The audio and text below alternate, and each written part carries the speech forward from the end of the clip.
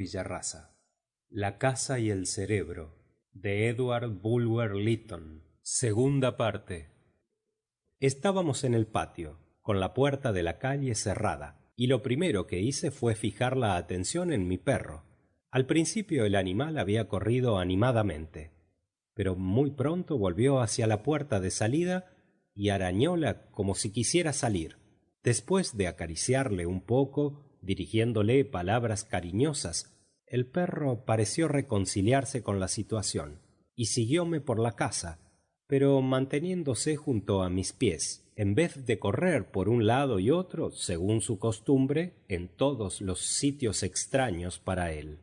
Comenzamos por visitar las habitaciones subterráneas, la cocina y otras dependencias, y sobre todo la bodega, donde únicamente encontramos 2 o 3 botellas de vino cubiertas de telarañas y que, a juzgar por su aspecto, se hallaban allí hacía muchos años. Vimos también un patio de aspecto lúgubre, con paredes muy altas. Las piedras del pavimento estaban muy húmedas, y con el polvo habíase formado una ligera capa cenagosa, de modo que nuestros pies dejaban una ligera impresión. Y entonces observamos el primer fenómeno extraño. Delante de mí marcóse de improviso una huella, y al notar esto cogí del brazo a mi criado y se la señalé. Más adelante formóse otra y otras, y no cabía duda, porque los dos lo estábamos viendo. Entonces me adelanté con más rapidez, pero la huella me precedió siempre. Era pequeña, como la de un niño, muy ligeramente marcada, apenas lo suficiente para reconocer su forma, mas nos pareció ser la de un pie desnudo. El fenómeno cesó apenas llegamos a la pared opuesta, y no se repitió cuando regresamos. Subimos la escalera y penetramos en las habitaciones del primer piso, una sala pequeña, comedor y un aposento más reducido aún, destinado sin duda para un sirviente, todo silencioso como la tumba. Después visitamos el salón y el gabinete, que parecían frescos y nuevos. Me senté en un sillón, y Felipe dejó sobre la mesa el candelero con que nos alumbrábamos. Díjele que cerrase la puerta, y al volverse para hacerlo, una silla que estaba frente a mí desvióse de la pared con rápido y silencioso movimiento y cayó como a una vara de distancia del sillón que yo ocupaba. «Vamos», exclamé, «esto es más maravilloso aún que las mesas giratorias». Y como tratara de sonreír, mi perro levantó la cabeza, dejando escapar un lúgubre aullido. Felipe, vuelto de espaldas, no había observado el movimiento de la silla. Lo primero que hizo fue acariciar al perro para que callase, mientras que yo seguía mirando a Kellia fijamente.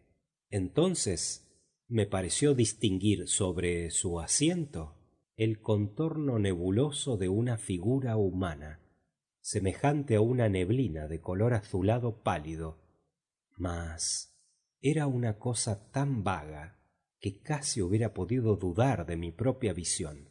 El perro parecía tranquilo ya. «Pon esa silla en su sitio, apoyada en la pared como estaba», dije a Felipe. El criado obedeció. «¿Ha sido usted, señor?», preguntó, volviéndose bruscamente. «¿Qué quieres decir?» «Alguien me ha tocado. He sentido un ligero golpe en el hombro». «Pues no he sido yo», contesté. «Sin duda tenemos aquí juglares, y tal vez no descubriremos sus mañas, pero quizás se les coja antes de que nos asusten». No permanecimos largo tiempo en la sala, pues sentíase mucha humedad y frío, por lo cual me alegré de salir para calentarme al fuego en el piso segundo. Lo primero que se hizo fue cerrar las puertas del gabinete y de la sala, precaución que habíamos tomado con todos los aposentos visitados antes. La alcoba que Felipe había elegido para mí, la mejor de todas, era muy espaciosa, con 2 ventanas a la calle. El lecho, de columnas, ocupaba un espacio considerable, y hallábase enfrente de la estufa, donde ardía entonces un buen fuego. Una puertecilla a la izquierda, entre el lecho y la ventana, comunicábase con el aposento que Felipe se había apropiado. Era una reducida estancia con un sofá-cama, y no tenía más salida que por mi alcoba. A cada lado de la estufa veíase un armario sin cerraduras, empotrado en la pared y cubierto con el mismo papel de ésta, que era de color pardo oscuro. Examinamos estos armarios y solamente encontré en ellos algunos ganchos para colgar vestidos de mujer. Tanteé las paredes y convencíme de que eran sólidas, tanto como las exteriores del edificio. Terminada la inspección de aquellas habitaciones, me calenté un rato al fuego, encendí mi cigarro y después quise ir con Felipe a practicar otro reconocimiento. En el recibidor había otra puerta, pero la encontré herméticamente cerrada. «Señor», díjome el criado con expresión de sorpresa, «yo abrí esta puerta, así como todas las demás. Apenas llegué, y no es posible que la hayan cerrado por dentro, porque antes de que Felipe terminara la frase, la puerta, que ninguno de los dos tocaba en aquel momento, abrióse silenciosamente de por sí, y los dos nos miramos un instante, sin pronunciar palabra. El mismo pensamiento nos ocurrió a los dos. Allí debía haber algún ser humano. Y me precipité en el interior de la estancia seguido de Felipe. Aquella habitación, sin mueble alguno, tenía un aspecto triste. Solamente vi algunos cajones vacíos y cuévanos en un rincón. La única ventana del cuarto hallábase cerrada. No había estufa, ni tampoco más puerta que aquella por donde nosotros entramos. El suelo parecía muy antiguo, desigual y desgastado ya por el uso, y en una palabra, ningún ser viviente hubiera podido ocultarse allí, porque no había dónde. Mientras mirábamos a nuestro alrededor, la puerta se cerró, tan silenciosamente como se abriera antes. Estábamos prisioneros. Por primera vez experimenté una especie de terror indefinible, pero no le sucedió lo mismo a mi criado. «Diantre», exclamó, «supongo que no tratan de tenernos aquí encerrados como en una ratonera, señor. Me bastará un puntapié para derribar esa puerta engañosa». «Prueba primero con la mano», repuse, tratando de sacudir la vaga inquietud que se apoderaba de mí. Abrí la ventana, que daba al pequeño patio citado antes. No había antepecho ni saliente alguno en la pared que interrumpiese su oblicuidad. El hombre que hubiera salido por allí no habría encontrado dónde sentar el pie, y hubiera caído sin remedio sobre las piedras abajo. Felipe trataba, entretanto, aunque inútilmente, de abrir aquella puerta, y volviéndose hacia mí, pidióme permiso para forzarla. Debo consignar aquí, para hacer justicia a mi criado, que en vez de manifestar ningún terror supersticioso, demostró una serenidad y hasta un buen humor en medio de aquellas circunstancias extraordinarias que me admiró realmente, y me felicité de haber elegido un compañero tan propio para aquella ocasión. Con la mejor voluntad le otorgué el permiso que pedía, pero aunque era un robusto mancebo, muy fornido, su fuerza no sirvió de nada, pues la puerta no tembló siquiera. Fatigado y sin aliento, debió desistir, y entonces traté de abrir yo, pero en vano. Cuando al fin desistí, sobrecogióme de nuevo la misma impresión de terror que antes, pero esta vez más profunda y dominante. Entonces me pareció que alguna extraña exhalación se elevaba de aquel carcomido pavimento, impregnando la atmósfera de una influencia venenosa contraria a la vida humana, y un momento después la puerta se abrió otra vez, lentamente, como por sí propia. Al ver esto nos precipitamos fuera, y los dos vimos una gran luz pálida del tamaño de una figura humana, pero sin forma alguna, que se movía delante de nosotros, subiendo la escalera que conducía a las buhardillas. Me lancé en pos de Elia y mi criado me siguió. La luz, torciendo a la derecha, penetró en una buhardilla pequeña cuya puerta encontramos abierta y yo entré en el mismo instante, pero entonces la luz se concentró en una especie de glóbulo en extremo brillante y vívido. Permaneció un instante en una cama que había en un rincón, agitóse y se desvaneció. Nos acercamos al lecho para examinarle. Era un mísero catre, tal como los que se encuentran en las buhardillas y que se destinan a los criados, y junto a él vi algunos cajones, en uno de los cuales encontramos un pañuelo viejo con un rasgón. Aún conservaba clavada la aguja con que se trató sin duda de coserle. Estaba cubierto de polvo, y presumí que habría pertenecido a la anciana, muerta en aquella casa, la cual habría elegido para alcoba la buhardilla donde estábamos. Tuve suficiente curiosidad para abrir los cajones, que contenían diversos artículos, entre otros algunos retazos de vestido de mujer y 2 cartas atadas con una cinta amarilla muy vieja, de las cuales me apoderé, impulsado por la curiosidad. No encontramos en aquel aposento ninguna otra cosa digna de notarse, mas cuando íbamos a salir percibimos distintamente el rumor de pasos delante de nosotros, sin ver la menor cosa. Yo llevaba las cartas en la mano y al bajar la escalera sentí una presión en la muñeca, como si alguna mano invisible hiciera un esfuerzo para arrancármelas. Mas yo apreté la mía y el esfuerzo cesó. Volvimos a la alcoba en que debía pasar la noche, y entonces observé que mi perro no nos había seguido cuando salimos de Elia. Hallábase junto al fuego y temblaba como un azogado. Tenía yo impaciencia por examinar las cartas, y mientras las leía, mi criado abrió la caja en que se pusieron las armas, sacólas y las colocó sobre una mesa, junto a la cabecera de mi cama. Después acarició al perro, que apenas le hizo caso alguno.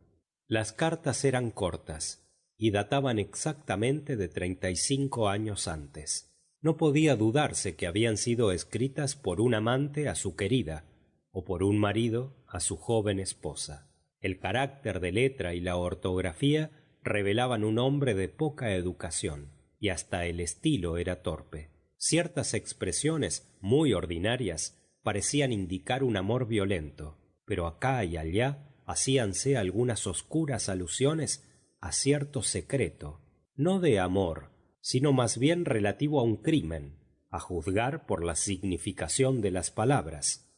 Debemos amarnos, decía una de las frases que recuerdo muy bien, porque todo el mundo nos aborrecería si se supiese aquello.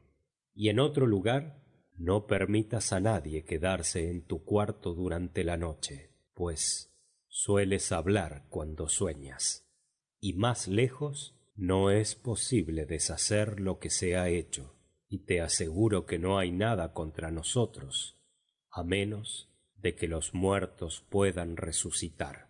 Aquí se había escrito bajo la línea, con letra de mujer, pero mucho más perfecta: sí que resucitan. Al final de la segunda carta, la misma mano de mujer había trazado una línea que decía: perdido en el mar en 4 de junio, el mismo día en que... Dejé las cartas y comencé a reflexionar sobre sus contenidos. Sin embargo, temeroso de que el orden de ideas en que entré excitara mis nervios, resolví mantener mi ánimo tranquilo para hacer frente a todo lo maravilloso que pudiera producirse en el transcurso de la noche. Después de poner las cartas sobre la mesa, revolví el fuego, muy vivo aún, y dispúseme a leer mi volumen de Macaulay. La lectura me entretuvo hasta las 11:30, poco más o menos. A esta hora me eché en la cama vestido, y dije a mi criado que podía retirarse a su cuarto, pero que procurara no dormirse, y que no cerrara la puerta de comunicación entre las 2 habitaciones. Una vez solo, dejé 2 bujías encendidas en la mesa junto a mi lecho. Puse el reloj entre las armas y con toda tranquilidad continué mi lectura. Frente a mí, la leña ardía con vivo resplandor y junto a la chimenea estaba echado el perro, dormido al parecer. A los 20 minutos sentí una corriente de aire muy frío que me pasó por el rostro como una ráfaga, helándome casi las mejillas. Creí que la puerta que tenía a la derecha se habría abierto, pero no, hallábase bien cerrada. Entonces, mirando a la izquierda, observé que la llama de las bujías oscilaba, como a impulso del viento. En el mismo instante mi reloj, que estaba junto al revólver, se deslizó suavemente de la mesa, sin que ninguna mano visible lo tocase, y desapareció. Salté al punto del lecho, y cogiendo el revólver con una mano, empuñé mi daga con la otra, temeroso de que mis armas sufrieran la suerte del reloj. Apenas hube hecho esto, oí dar 3 golpes en la cabecera de la cama. —¿Es usted, señor? —preguntó mi criado. —No —contesté—. —¡Alerta! En aquel momento vi al perro sentarse, moviendo las orejas, con mucha rapidez, hacia atrás y adelante. Tenía la vista clavada en mí, y su manera de mirar era tan extraña que concentré en él toda mi atención. Se levantó lentamente, con el pelaje erizado, y quedó inmóvil, completamente rígido, mirándome siempre con la misma fijeza. No tuve tiempo para seguir examinando al pobre, pues mi criado salió de improviso de su cuarto corriendo.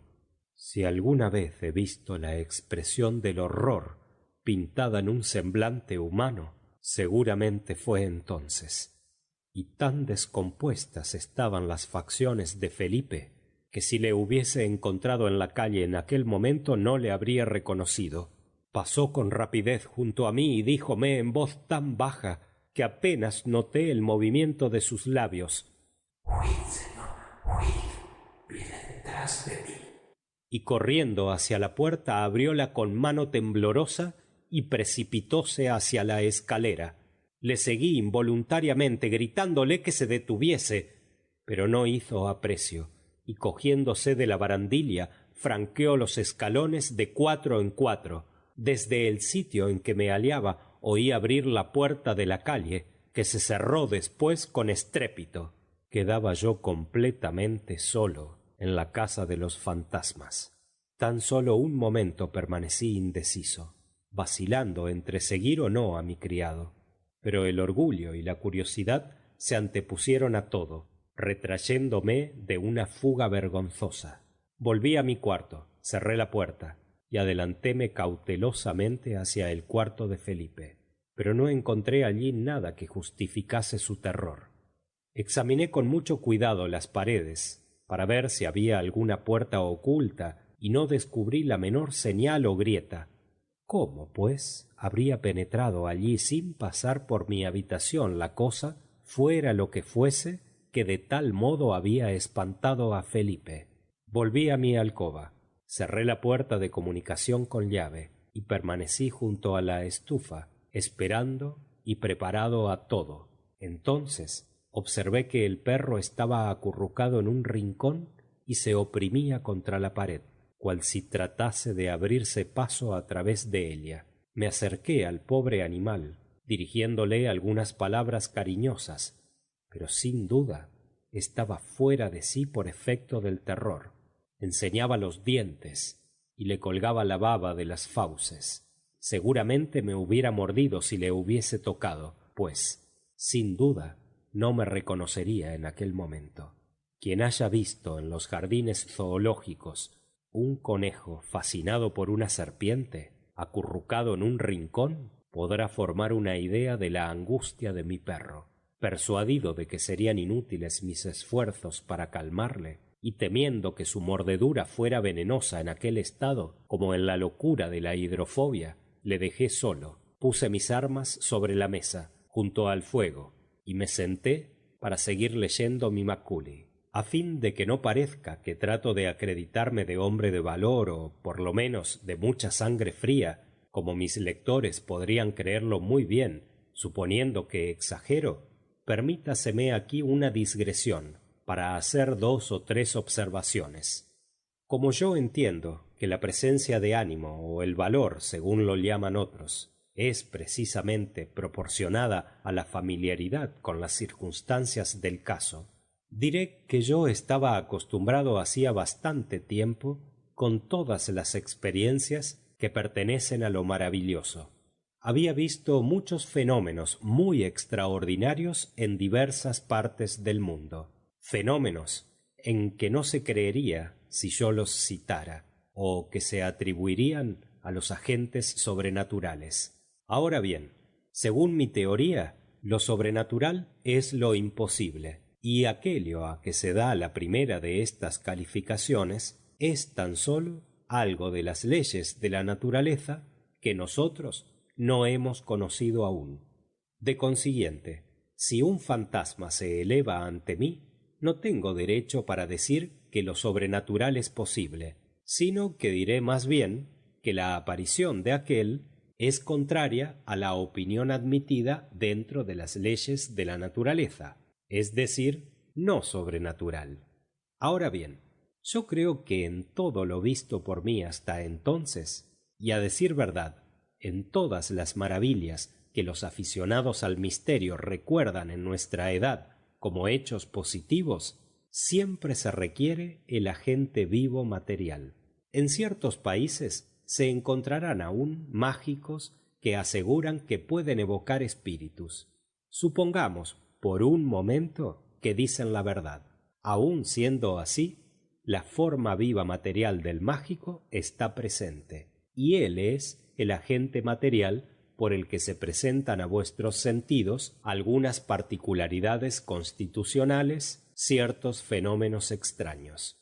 Por otra parte, acéptese como verdadero lo que se cuenta de la manifestación del espíritu en América, sonidos musicales u otros, escritos en papel producidos por una mano invisible, objetos de mobiliario que se mueven sin ningún agente humano aparente, o la vista y el contacto de manos que no parecen pertenecer a ningún cuerpo. Aún aquí se debe encontrar el medium, o agente vivo, con particularidades constitucionales capaces de obtener esas manifestaciones. En resumen, en tales maravillas, y suponiendo que no hay impostura, debe existir un ser humano como nosotros, por el cual, o por cuya mediación, se produzcan los efectos presentados. Así sucede con el fenómeno del mesmerismo, tan familiar para nosotros ahora, o con la electrobiología. El ánimo de la persona en quien se opera aféctase por un agente vivo material, y ni aun suponiendo que sea verdad que un paciente mesmerizado puede responder a la voluntad del operador, aunque se halle a 1 centenar de millas, se podrá negar que la contestación es debida a un ser material. Esto se conseguirá tal vez por un fluido, llámese eléctrico, iódico o lo que se quiera, que tiene la facultad de atravesar el espacio franqueando todos los obstáculos y cuyo efecto material se comunica de uno a otro. En su consecuencia, todo cuanto había visto hasta entonces o esperaba ver en aquella extraña casa, creíalo producido por algún agente tan mortal como yo, y esta idea me preservó necesariamente del espanto que podía impresionar a los que consideran como cosas sobrenaturales las que no están dentro de la esfera de los hechos ordinarios de la naturaleza. Así pues, yo conjeturé que todo cuanto se había presentado o se presentaría a mis sentidos debía tener su origen en un ser humano dotado por su constitución de la facultad de producir el fenómeno, y que tendría algún motivo para proceder así. Por eso me interesaba más mi teoría, que, dicho sea de paso, era más bien filosófica que supersticiosa. Y añadiré sinceramente que estaba tan tranquilo para la observación como cualquier experimentalista práctico cuando espera los efectos de alguna rara, aunque tal vez peligrosa, combinación química. Como era natural, cuanto más mantuviese mi ánimo desviado de la ilusión, más apto sería para observar, y por lo tanto fijé la vista y el pensamiento en el buen sentido de las páginas de Macaulay. De repente noté que alguna cosa se interponía entre el libro y la luz, y como observase que las páginas se oscurecían, miré hacia arriba. Entonces divisé una cosa que me será muy difícil describir, si no imposible. Era una oscuridad que tomaba gradualmente un contorno indefinido en el aire.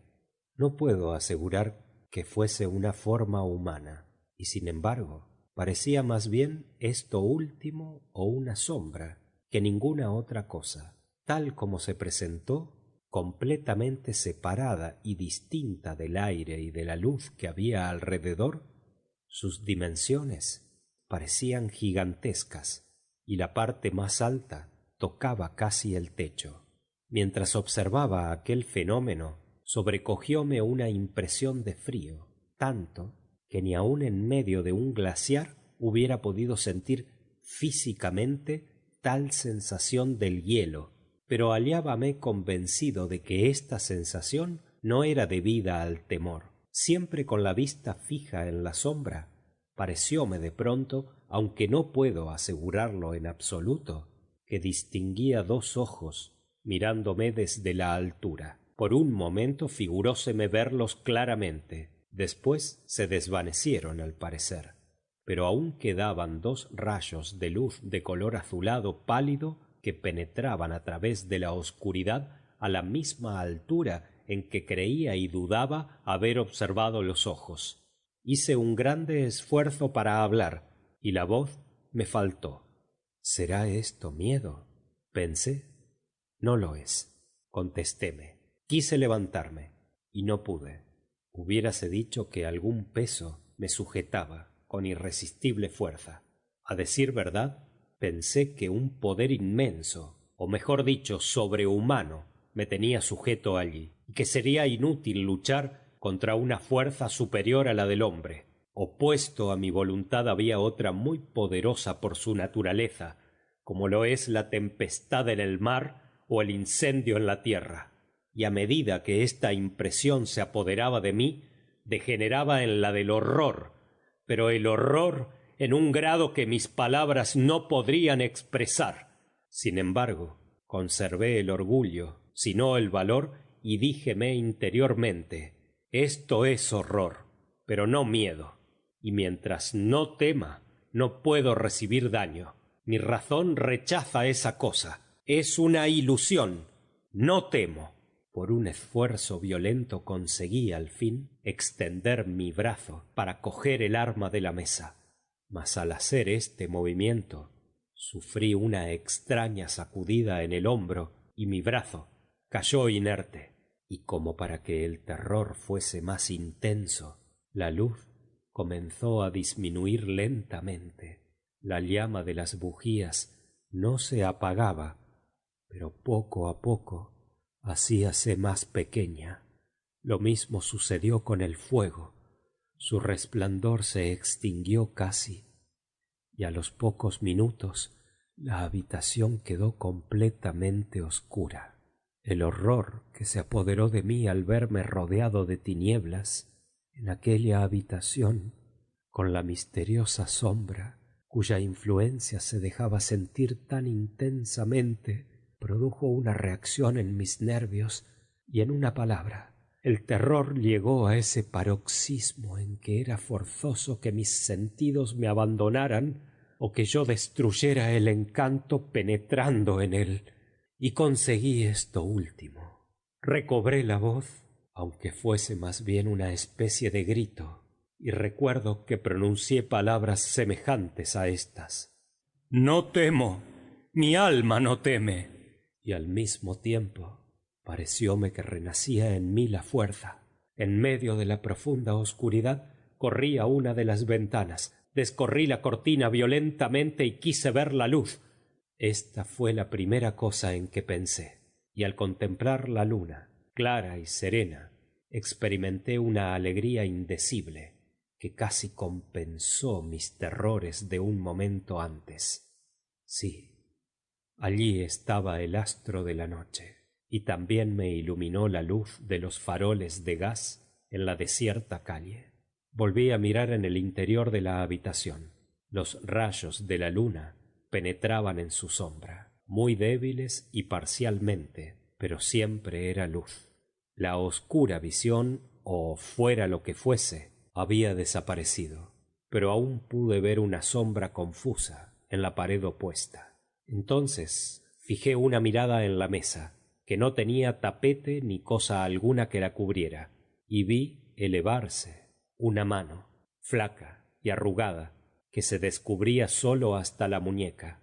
Al parecer era tan de carne y hueso como la mía, pero evidentemente de una persona de avanzada edad, a juzgar por las arrugas, y de mujer. Con mucha suavidad se apoyó sobre las 2 cartas que yo había dejado allí, y éstas desaparecieron al punto.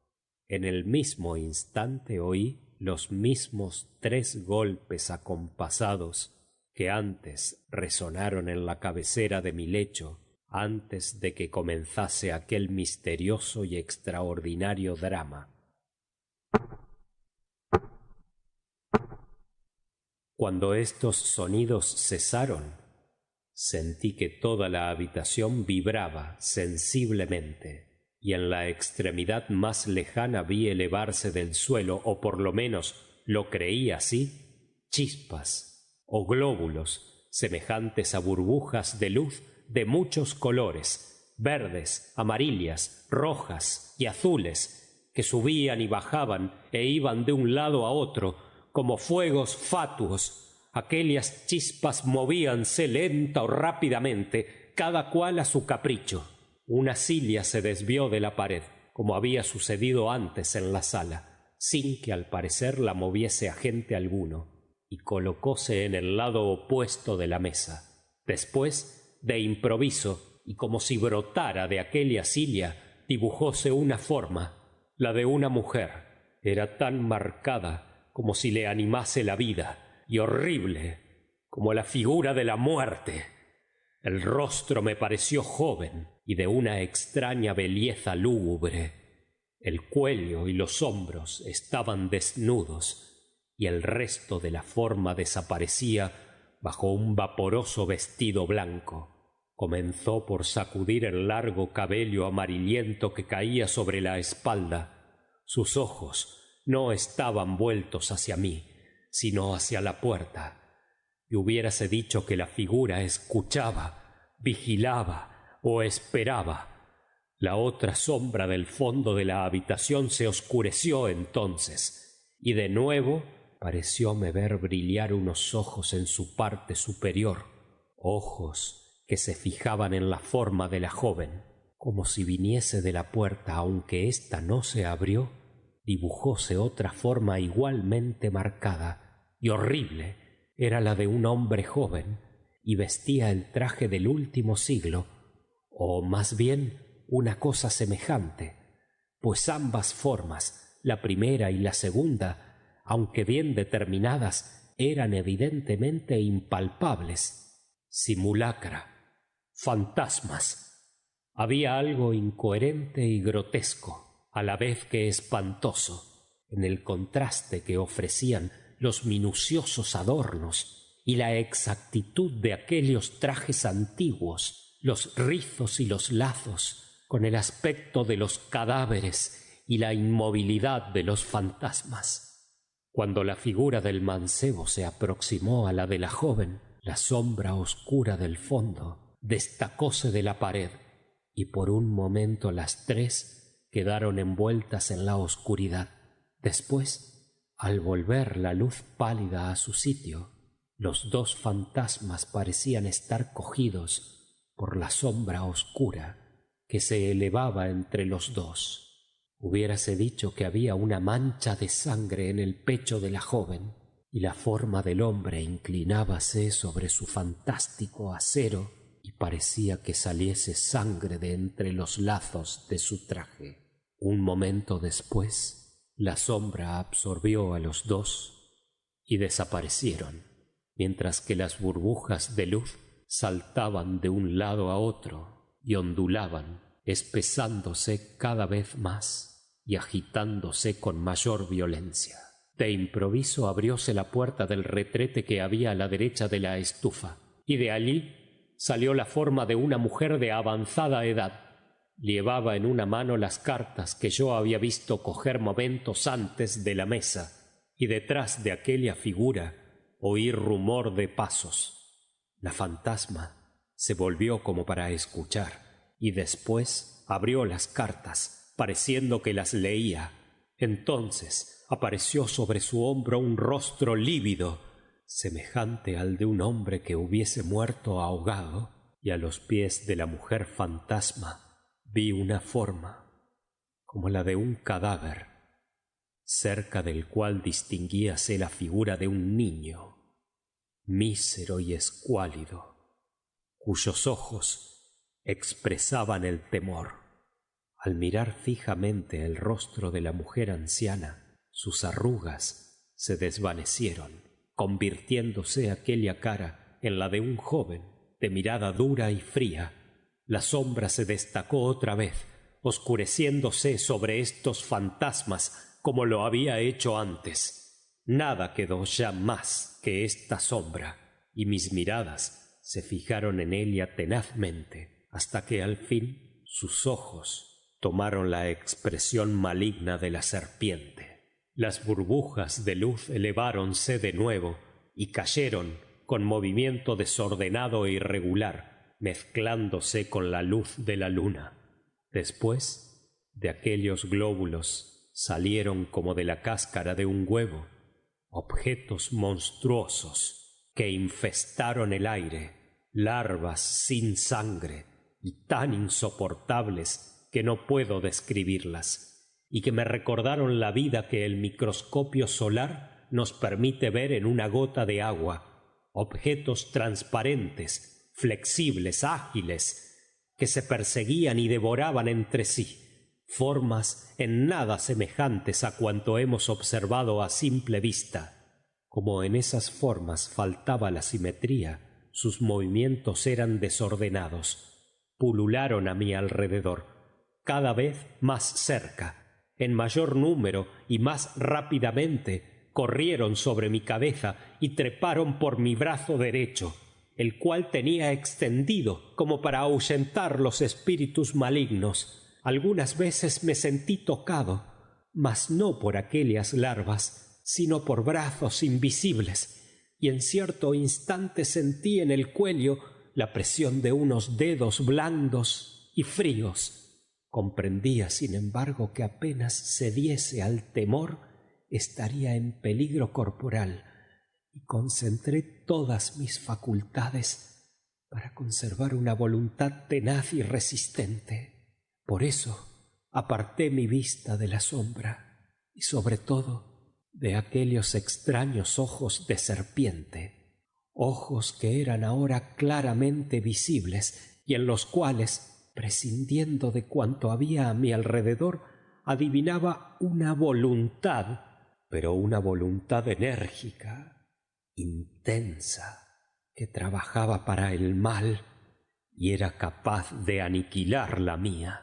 La pálida atmósfera del aposento comenzó a colorearse, como si se hallara en el aire de una conflagración próxima. Las larvas brillaron como cosas que viven en el fuego. Otra vez se oyeron los 3 golpes acompasados. Y otra vez todas las cosas fueron absorbidas en la oscuridad de la sombra negra, como si habiendo salido todas de allí, todas debieran volver. Y a medida que la estancia se aclaraba, la sombra se desvanecía con la misma lentitud con que apareció. La llama de las bujías recobró su volumen natural. El fuego de la chimenea brilló como antes, y toda la habitación quedó tranquila, con su aspecto normal. Las 2 puertas permanecían aún cerradas, y también la del aposento de mi criado, que lo estaba con llave. En el ángulo de la estancia en que se había acurrucado convulsivamente, hallábase mi perro, dormido al parecer. Le llamé, pero no se movió. Acerquéme y vi que estaba muerto. Sus ojos, muy abiertos, parecían saltársele de las órbitas. Tenía la lengua fuera de la boca y las fauces cubiertas de baba. Cogiéndole en brazos, le llevé junto al fuego, muy apesadumbrado por la pérdida del pobre animal, que era mi perro favorito, y con justa razón me acusé del hecho. Yo creí que habría muerto de miedo, mas ¿cuál no sería mi sorpresa al observar que tenía el cuello roto? ¿Se habría hecho esto en la oscuridad? ¿Y no sería obra de una mano tan humana como la mía? No hubo un agente humano en aquella habitación durante todo el tiempo que yo estuve en ella. Buenas razones hay para sospecharlo, mas no lo puedo decir. Debo limitarme a consignar simplemente el hecho, para que el lector forme su juicio. Otra circunstancia sorprendente. Mi reloj reapareció sobre la mesa, de la cual fue tan misteriosamente retirado, pero sin duda se paró en el mismo instante de haber desaparecido. Cuando yo volví a cogerle no andaba, y a pesar de la habilidad del relojero, no ha conseguido nunca que marchara bien. La ruedecilla funciona algunas horas, y después se para, de modo que mi cronómetro no tiene ahora ningún valor. Nada más sucedió en el resto de la noche, si bien es verdad que faltaba muy poco para que amaneciera, y yo no salí de la casa de los aparecidos hasta ya muy entrado el día. Antes de marcharme quise visitar aquel cuarto misterioso en que mi criado y yo estuvimos algún tiempo prisioneros. Tenía una idea fija, sin saber por qué la concebí, y era la de que en aquel aposento se hallaba el origen del mecanismo de los fenómenos, si se me permite usar este término, que se habían producido en mi habitación.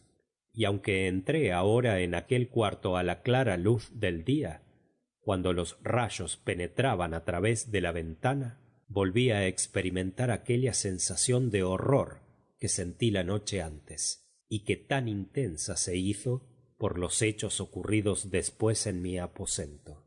No pude permanecer en aquel cuarto más de medio minuto. Después salí, bajé la escalera y de nuevo percibí el rumor de pasos delante de mí. Más aún, al abrir la puerta de la calle, oí como una carcajada reprimida, pero muy por lo bajo y semejante a un murmullo. Fin de la sección número 2.